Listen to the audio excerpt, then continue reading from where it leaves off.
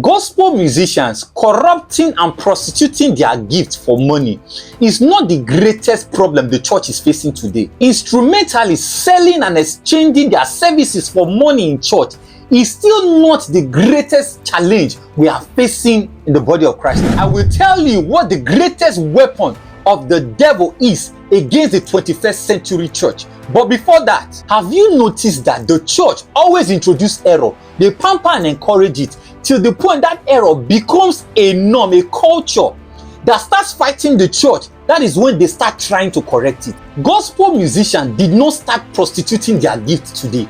They did not turn from worshippers to music merchants who are only interested in money today.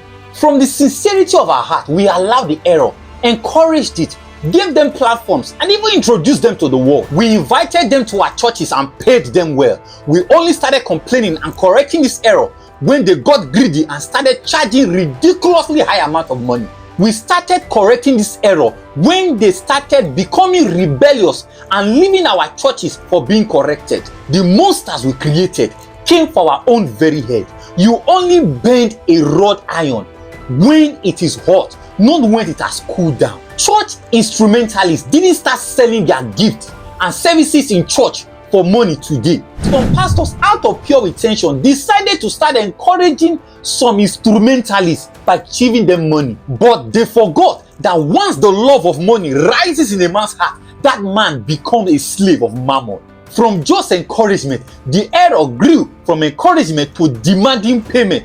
No payment, no services in church. Today, the error has grown to the point where instrumentalists think they are equal with the pastor, the ministry gift of the church. Go and ask them. They feel and think they and the pastors are the same and one. Let's not even talk about the gospel musician that already knows or think that he is higher than the pastor. Why wouldn't they think like that? When you invite a pastor for a meeting, you give the pastor 50,000 naira for honorarium. You invite a gospel musician and you pay that person 5 to 10 million naira. Why won't you think he's higher than the pastor already? We, the pastor, started this error, and the only way to correct it is through sound teaching of the word. We would have easily avoided all this if we had trained God's people in the right way. Now, back to our discourse. What is the greatest weapon of the devil against the 21st century church? Some of you will be shocked at the answer when we discuss it in tomorrow's video. Stay with me on this series. Let's save a generation together.